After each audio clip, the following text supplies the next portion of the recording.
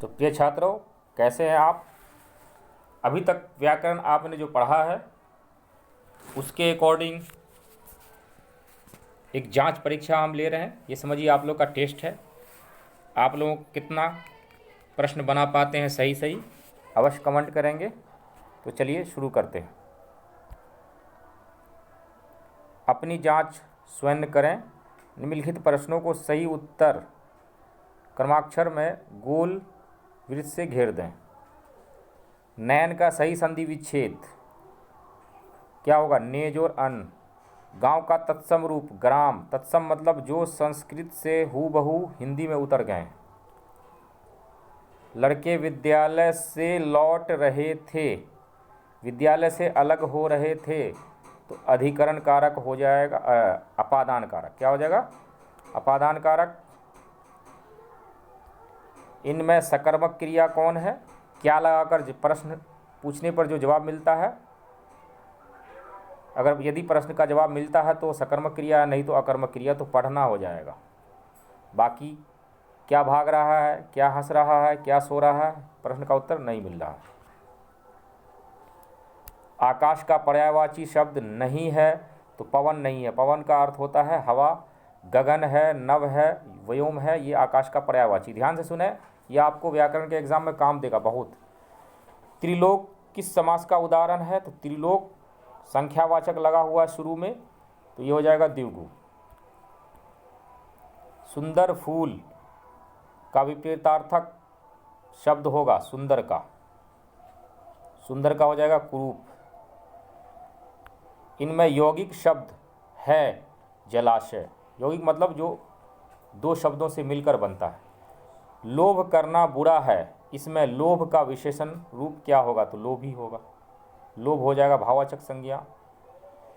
इनमें आँख का पर्यायवाची शब्द कौन है? लोचन, नयन, नेत्र, चक्षु, ये सब आँख के पर्यायवाची हैं। नीर पानी का पर्यायवाची है, सुधा अमृत का पर्यायवाची है, शशि चंद्रमा का पर्यायवाची है। जो कभी नहीं मरे तो उसको अमर कहते हैं। देशज शब्द कौन है? चिड़िया देशज है। कुछ शब्द हैं, मैंने इस पर वीडियो बनाया, देख लीजिएगा। उतने शब्द को ध्यान में रखें, वो देशज है, उतने में से पूछेगा। बालक रोता है, ये भूतकाल में इसको ले जाना था। बालक ने रोया।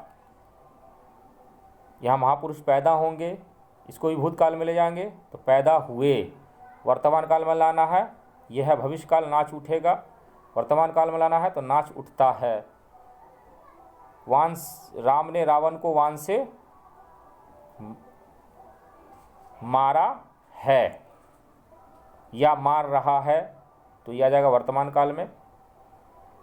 राम दशरथ के घर पैदा हुए, तो यहाँ भविष्य काल में लाना है तो होंगे।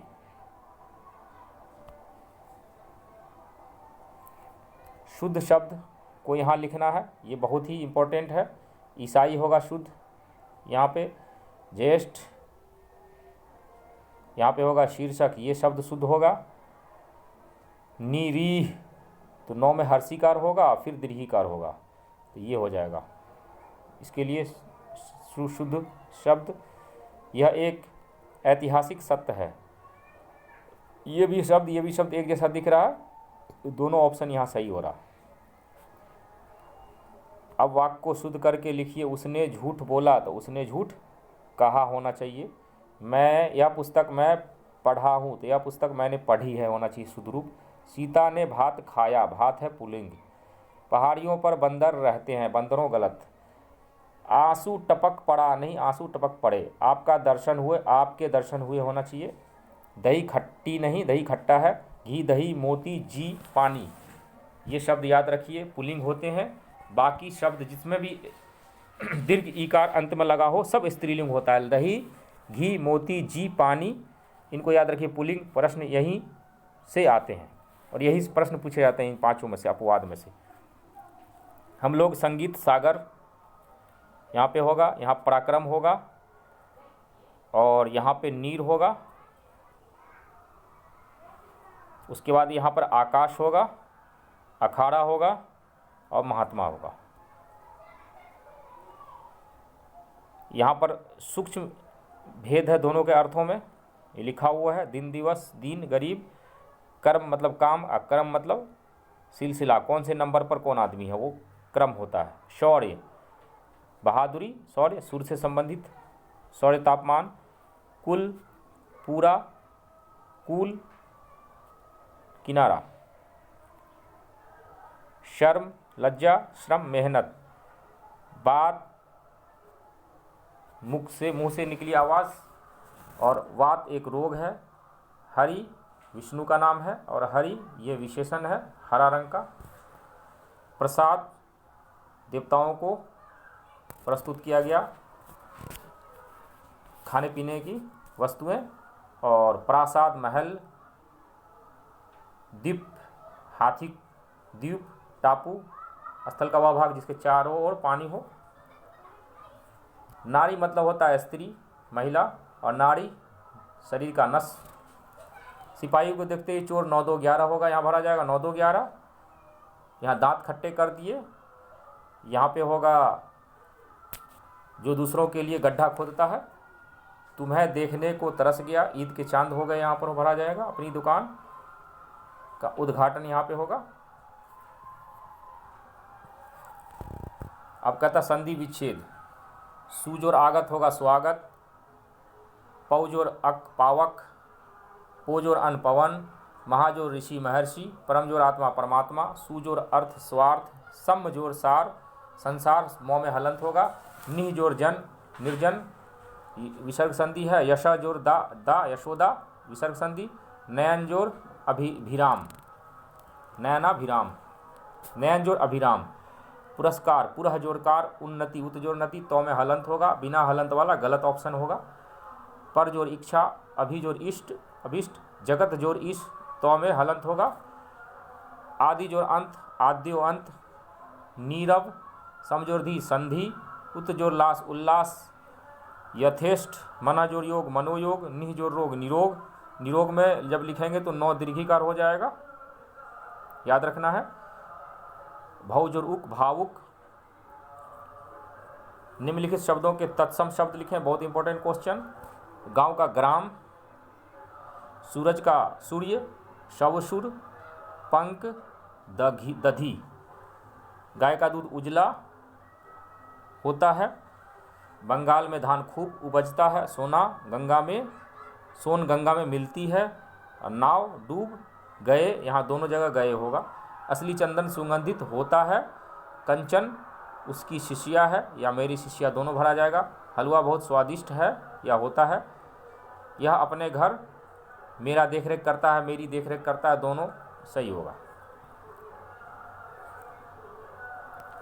यहाँ पे कहता है बहुवचन है तो एक वचन, एक वचन है तो बहुवचन लिखना है। इसका कोई कठिन नहीं है। सैनिकों सैनिक, युवतियाँ युवती, तारे का तारा हो जाएगा, उंगली का उंगलियाँ। इस तरह विचारों का विचार। प्राणी है तो प्राणियों, लेकिन यहाँ मनुष्य का मनुष्यों नहीं होगा। मनुष्य हमेशा पुल्लिंग के रूप में होता है। बाकी देखिए इंपॉर्टेंट है कारक। राम को घर जाना पड़ा। देखना है कौन से कारक का कौन चिन्ह है। कर्ता कारक का ने होता है, शून्य होता है, तो राम को यहाँ पर कर्ता कारक तो होगा नहीं। कर्म कारक का चिन्ह होता है को, तो राम को यहाँ कर्म कारक है। रामचरितमानस तुलसीदास के द्वारा लिखी गई। का के की होता है पहचान। संबंध कारक का तो यहाँ संबंध कारक है। लड़के विद्यालय से लौट रहे हैं, से करण कारक का चिन्ह है। और अपादान का तो यहाँ विद्यालय से लौट रहे हैं, विद्यालय से अलग हो रहे हैं, तो यहाँ होगा अपादान कारक। मैंने अपनी आँखों से देखा, तो आँखों से मदद ली जा रही है, तो यहाँ होगा करण कारक। अविद्यालय से अपादान कारक। यह पुस्तक किसके द्वारा लिखी गई, काके की, संबंध कारक।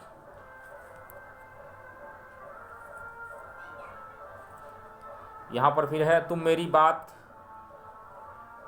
किसी से मत करना, तो यहाँ पर किसी होगा। मेरे भाई ने यह संवाद सुनाया, यहाँ मेरे होगा। तुम निकम्मे हो, तुम पढ़ा रहे हो, तुम्हारी मदद की थी, तो मैंने तुम्हारी मदद की थी, यहाँ पर ये उपयुक्त वो शब्द होगा। रिक्त स्थानों में उचित उपसर्ग। देखिए इंपॉर्टेंट क्वेश्चन है परीक्षा की दृष्टि से। यहाँ पर होगा निरुपसर्ग प्रति बता चुके हम। बे सिर्फ बे होगा उपसर्ग, अभाव में अ होगा उपसर्ग, सहचर में सह उपसर्ग होगा, पराजय में परा उपसर्ग होगा। तुमने तो आज कमाल कर दिया, आवश्यकता में विराम चिन्ह, ये भी इंपॉर्टेंट है, देख लीजिए। तुमने तो आज कमाल कर दिया, यहाँ पूर्ण विराम। इतना बड़ा सांप, तो यहाँ आश्चर्य का बोध हो रहा है, तो विस्मयादिबोधक चिन्ह। इस अनाथ बेचारे का क्या होगा, यहाँ पर प्रश्नवाचक चिन्ह। आप जा सकते हैं पूर्ण विराम। अच्छा, यहाँ पर होगा विस्मयादिबोधक, बाप रे बाप विस्मयादिबोधक, भगवान है, यहाँ पूर्ण विराम लिखना है। यहाँ पर विस्मयादिबोधक बीच में सुनना, वाह वाह, यहाँ पर भी विस्मयादिबोधक। 3 विस्मयादिबोधक चिन्ह इस वाक्य में है, एक पूर्ण विराम। उसके बाद विलोम शब्द कह रहा है यहाँ, तो आशा का निराशा, आय का व्यय, नेकी का बुराई, उपकार है तो अपकार, अकाल होगा तो संपन्नता या प्रचुरता, यही 2 शब्द में कोई शब्द लिख सकते हैं। जिसके पार देखा जा सके, अनेक के लिए एक शब्द लिखना है, तो जिसके पार देखा जा सके पारदर्शी, जिस पुरुष की स्त्री मर गई हो विधुर, जिसका ईश्वर में विश्वास हो आस्तिक, जिसका कोई अंत न हो अनंत, जिसका पेट लंबा हो लंबोदर। लंबोदर कौन सा समास होगा, तो बहुब्रीहि। कौन सा शब्द होगा, तो योगरूढ़। अब ये भी इंपॉर्टेंट क्वेश्चन है परीक्षा की दृष्टि से। रमेश सड़क पर जा रहा था, उसने सड़क पर सांप देखा, तो इसको मिश्र वाक्य बनाना है। सरल वाक्य है ये, 2 अलग अलग वाक्य हैं, इसको मिश्र वाक्य बनाना है। तो सड़क पर जाते हुए रमेश ने सांप देखा, ये सही है, बाकी तीनों गलत हैं। निम्नलिखित शब्दों में जो अर्थ उचित हो चुनकर लिखें, ये भी बहुत इंपॉर्टेंट है। शर मतलब होता है बाण, दीप्ति मतलब प्रकाश, और दर्प मतलब दर्पण। तो प्रिय छात्रों, कैसा लगा ये वीडियो?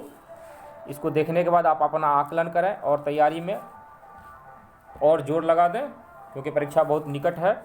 और इसके बाद हम एक मास्टर वीडियो लाएंगे, जिससे बाहर मेरे हिसाब से प्रश्न परीक्षा में नहीं आना चाहिए, और आपको 100 में से 50 ऑब्जेक्टिव सही करने का वो महत्वपूर्ण साधन होगा। इसलिए अवश्य देखिएगा। धन्यवाद।